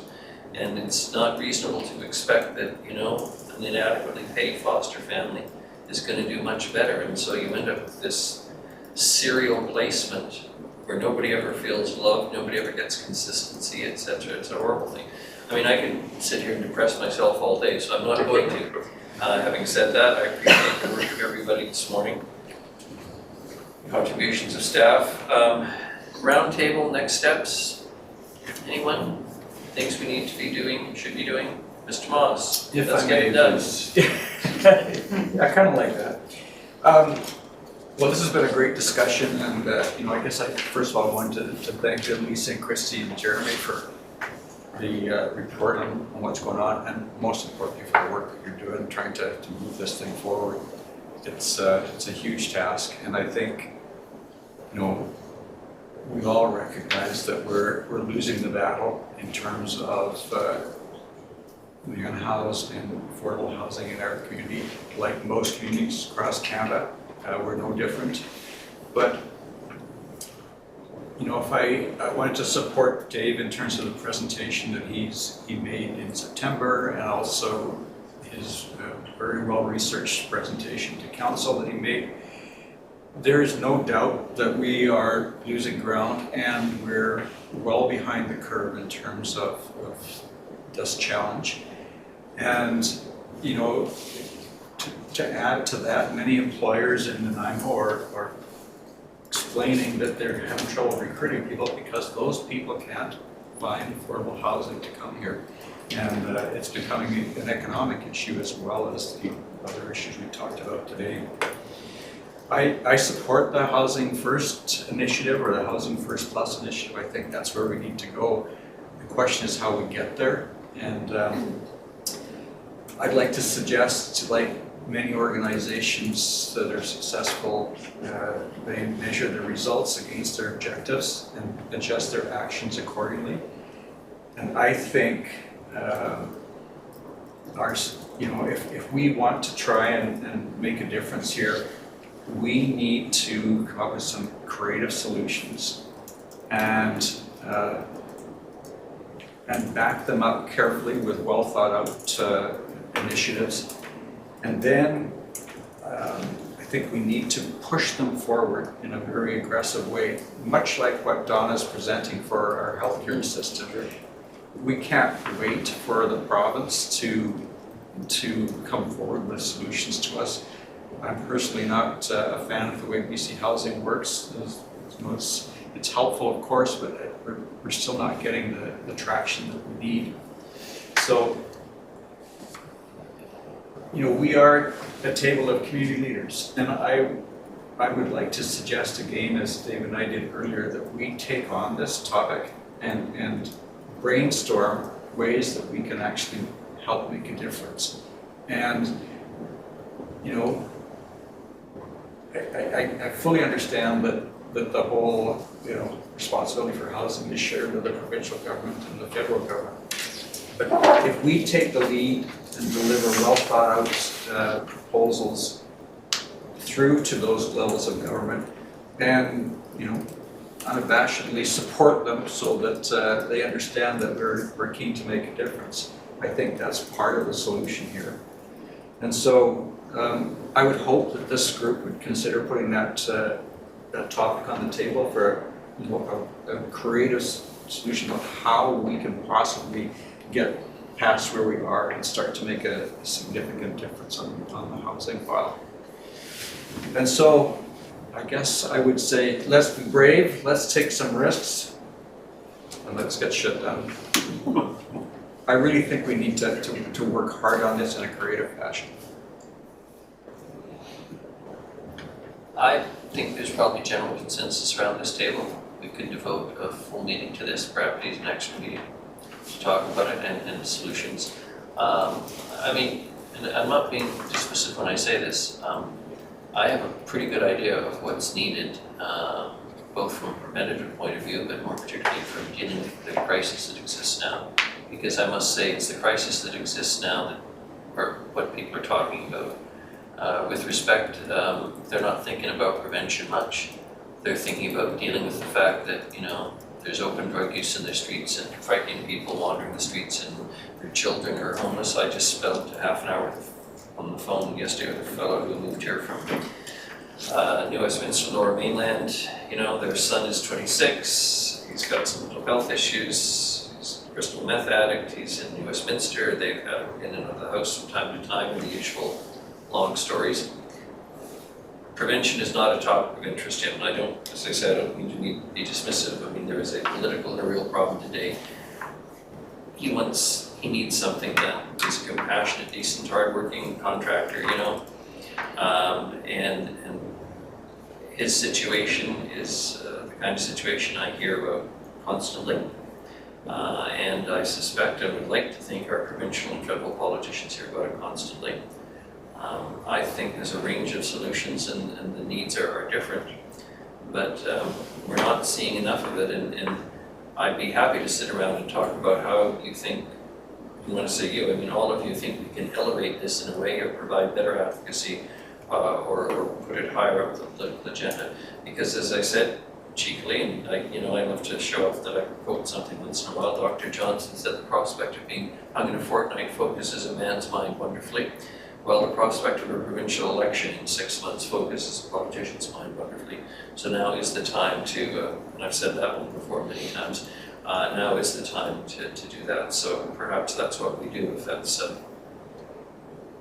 looking around the table for support on this.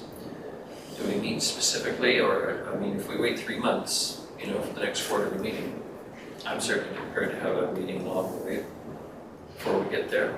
Is that reasonable? Mark, you're very,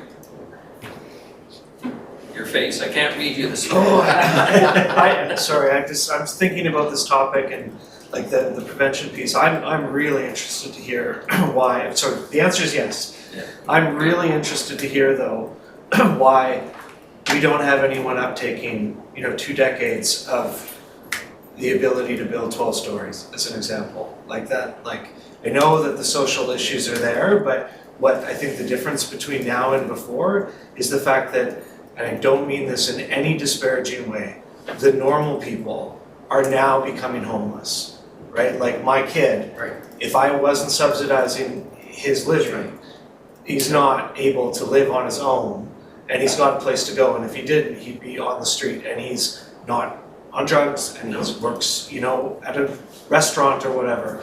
And so supply on the private sector side obviously has to be part of the solution, because if they overbuilt, we'd be in a pretty good situation because people couldn't afford rent, right? Like, so I'm really interested in hearing that side of it without having staff to have to do a bunch of work, but that's one thing.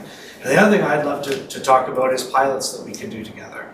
And I give the example, our board would put up a school site for an old folks home, not a supportive, not a mental health supportive site, but if you want to put a tower to put an old folks home on a school, come talk to me. That's not, my job, but we're kind of said we're open to these things, right? Like, or let's build some worker housing on a facility near our site. We tried that as a board. The ministry said, nah, it's too close.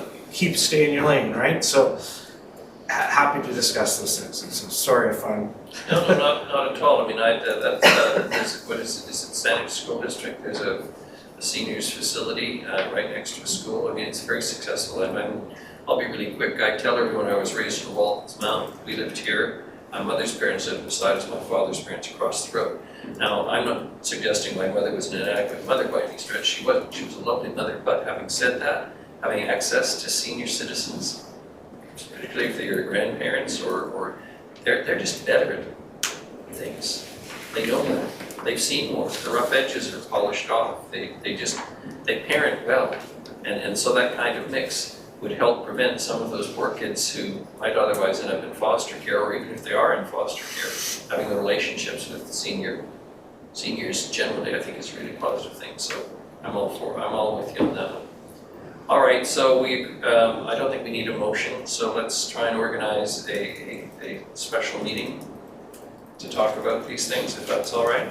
May I humbly Yes. suggest, and this isn't legal, but I spent a lot of my life as a consultant. This isn't too bad a report, Bob's read it. I'd like to share that with the table members. It's a hell of a lot of reading, I'm sorry about that. But, and it's one perspective, I understand that as well. But it provides some background and talks about housing first, yeah. We'll see it circulated, Dave, and I must tell you, I'm somewhat insulted by the suggestion this extremely literate group can't handle a few pages for your.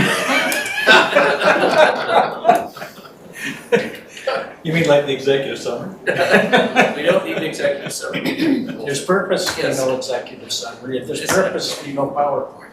I'm sorry, it's forced reading, but, and it's just, it's information is one perspective, but it's an unbiased, I think, perspective based on observation, going to Basel and saying, why, basically it started this way. Why don't they have homelessness here? And then I travel here lots, we all do, but particularly Switzerland for me every year. And so I asked them why, went down this road. And that asking the why led to that.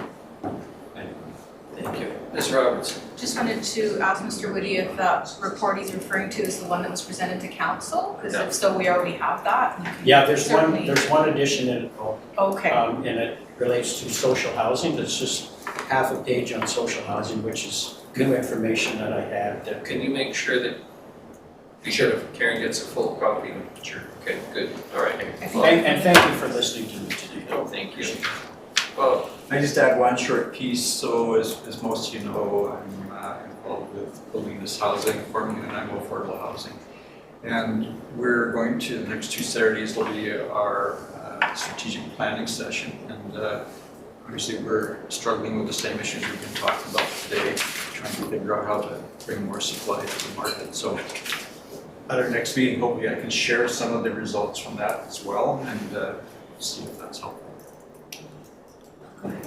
Richard and Donna. So just recognizing if we're gonna have a special meeting on this topic, I'm always a fan of, are there other individuals, if this is a very specific topic, do we invite additional individuals around the table to hear, their thoughts and comments around that?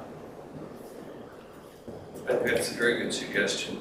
Well, and that maybe leads into what my comment is, and I don't want to put any pressure on Councillor Hemmons, but I am going to call you out, Erin. Oh, no. But the reason I'm She does have a sweater. she has a lovely scarf though.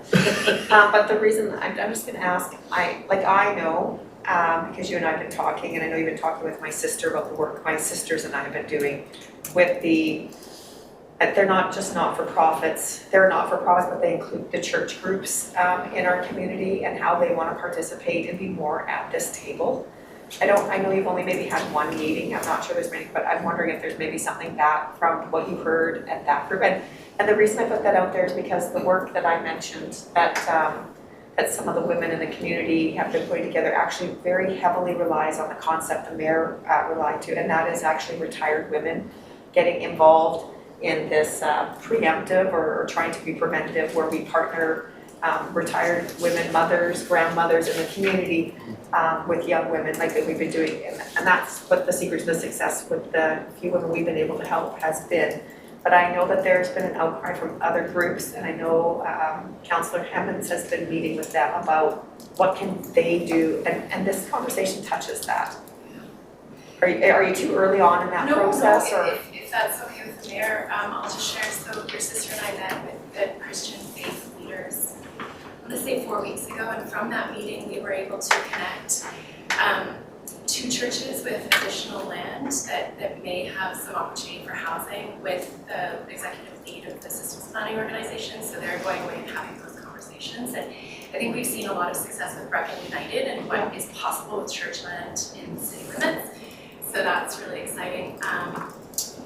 There's some programming around matching seniors with space in their homes who are living alone and isolated with university students. And so Jeremy Bell-Smith, who is the Reverend from Archer Bay, might mix that up. Yeah, He's chasing that, and I believe maybe next month or in about 8 weeks' time, has indicated that there might be a presentation ready for council to launch that program in Nanaimo, which is really exciting. And then lastly, there was just some capacity at the table. We have someone right now, and I was able through, with Christy's help, to connect that immediate church capacity retired women with a group that is organizing around supporting women on the outskirts. So women who are living in their cars, women who are couch surfing, and we were able to do that. So that was just one meeting. We're able to make those 3 big connections. So I'm excited to stay in touch with this group, and I agree. I think one of the things we heard through the Health and Housing Task Force process is in other jurisdictions, and Dave, you might be interested in this, in Alberta in particularly, the faith groups are really big and prominent in response to homelessness. And so I actually think there would probably be a really interesting space at this table for the lead of that kind of faith-based group to kind of converse. Yeah, so I just thought it might be appropriate to get an update, because I do know a whole bunch of these pieces you're speaking to are actually happening through some of these other groups. So I don't want to turn this into a massive community forum, but if 5 of you have one name, so to speak, that you think might be useful to have a meeting, that would be helpful. All right? And 3 days to get it in. So that staff can organize a meeting time that works. Not unreasonable, small request, bless you all, thank you. Anything further?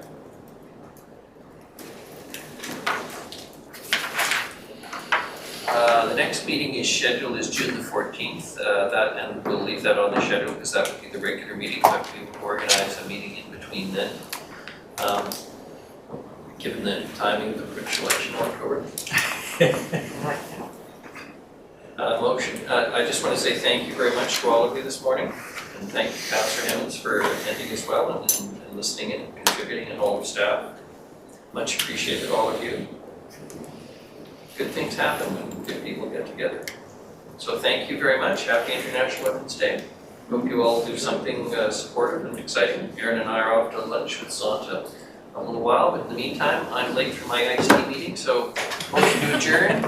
Mr. Hopchewski, Mr. Whitty seconds, thank you. Passes, all those in favor, yes, much appreciated. Oh, thank you so much.